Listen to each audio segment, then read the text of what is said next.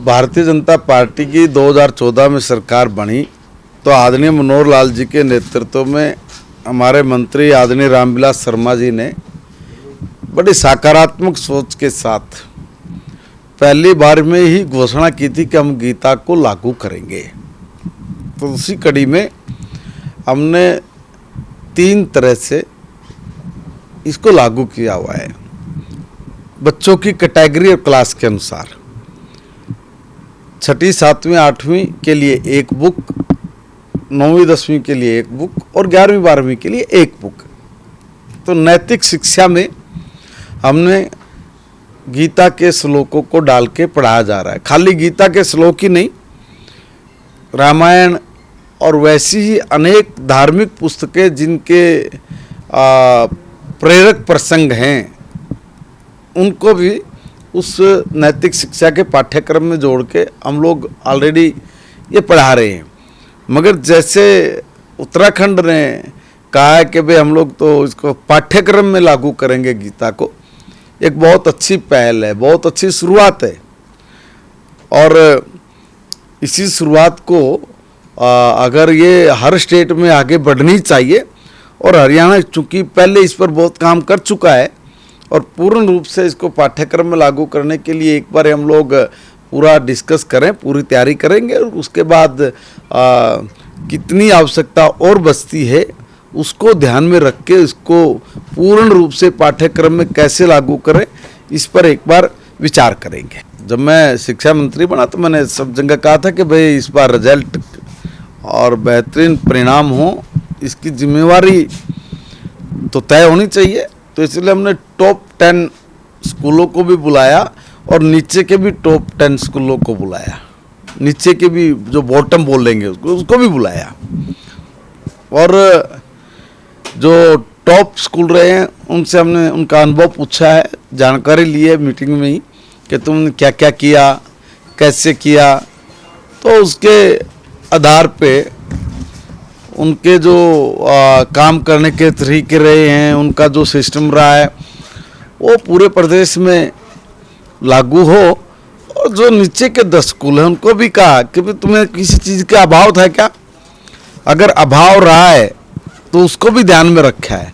और अगर किसी भी चीज़ का अभाव नहीं और उसके बावजूद भी अगर रिजल्ट इस प्रकार का है तो जवाबदेही तो बनेगी। और उसी कड़ी में 4 स्कूल के जो प्रिंसिपल हैं उनको चार्जशीट किया है और जो बाकी बचते हैं उसको भी हम लोग जैसे जैसी कार्रवाई होती पूरी होती जाएगी उन पर भी एक्शन लेंगे। जिन्होंने अच्छा किया है उनको प्रशस्ति पत्र देना, उनकी पीठ थपथपाना एक गुरु परंपरा रही है कि भाई जो हमारे बच्चों को जीवन को उज्जवल बनाते हैं, समृद्धि की ओर लेके जाते हैं, उनका विकास करते हैं जीवन का हर ओर से, उनको शाबाशी लाखों साल से इस देश में मिलती आई है। और अभी भी वो इतने ही पूजनीय हैं, इतने ही सम्माननीय हैं। मगर जहाँ पर सारी चीज़ें हों और उसके बावजूद भी रिजल्ट 0 आए तो जवाबदेही तो बनेगी। तो अब आगे भी सर ये चेतावनी बिल्कुल है, बिल्कुल है। देखिए कोई भी इसमें ऐसा नहीं हो सकता कि भाई आप अपनी जिम्मेवारियों से कोई भागे, जिम्मेवारी से कोई नहीं भागेगा।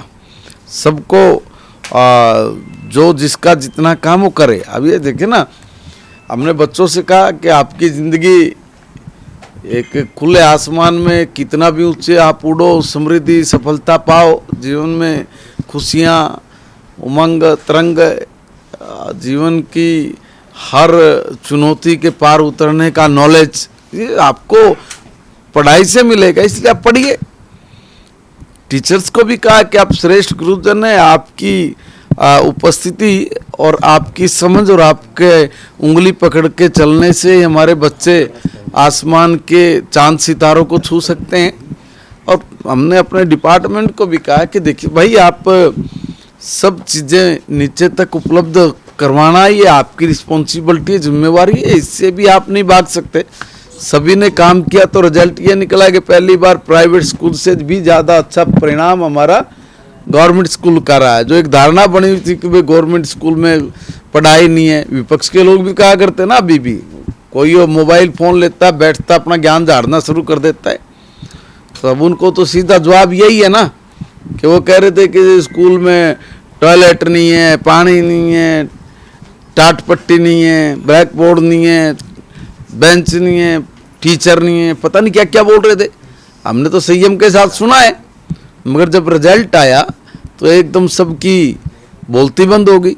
कारण क्योंकि हमारे श्रेष्ठ गुरुजन ने बड़ी बच्चों पर कसरत की, मेहनत की, रिजल्ट अच्छा आया। सर, ये जो गीता के श्लोक पढ़ाए जाएंगे, जहाँ पर अल्पसंख्यक हैं वहाँ पर अगर इसका विरोध होता है तो सरकार फिर इसको इम्प्लीमेंट कैसे करेगी और किस तरह का स्कूलों में पढ़ाना? कोई बुरी चीज पढ़ा रहे हैं? नहीं, विरोध तो विरोध नहीं है, क्यों करना? धार्मिक है। क्यों करना? क्यों धार्मिक क्यों है? मेवात जीवन का इलाका है, वहाँ हाँ तो तो फिर मेवात में कौन, नहीं। मेवात में आदमी नहीं है।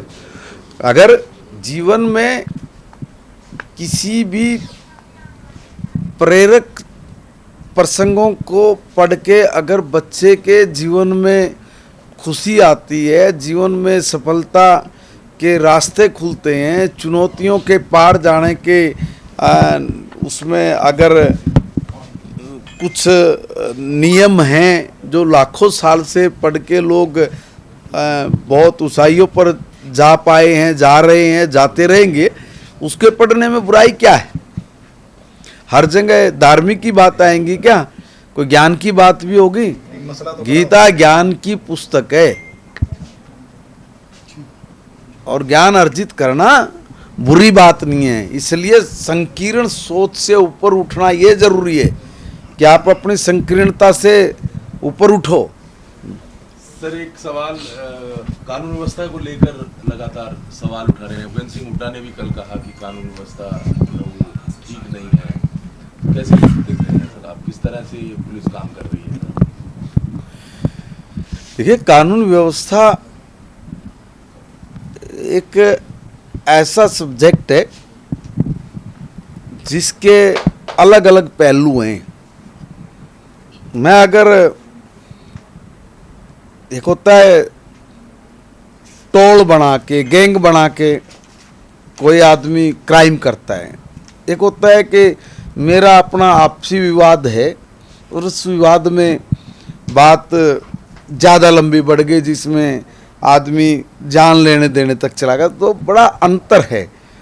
तो जो ये पारिवारिक कलह या पारिवारिक जमीनी विवाद या इस तरह के जो मैटर्स बनते हैं, उसमें तो हम सबको मिल के सोचना पड़ेगा एक सामाजिक दृष्टिकोण से। उसमें तो हम चाहे कितने भी कड़े कानून बना लें, और अगर जो ये इस तरह के पारिवारिक कलह झगड़े हैं, ये तो आदमी की सोच पे डिपेंड होने के बावजूद क्रिएट होते हैं। मगर जो सुनियोजित जो क्राइम होता है उसकी कमर तोड़ने में सरकार कहीं भी पीछे नहीं हट रही है। जो भी इस तरह के क्राइम हैं उन पर बहुत सख्ती की जा रही है और उसको किसी सूरत में पनपने नहीं दिया जाएगा।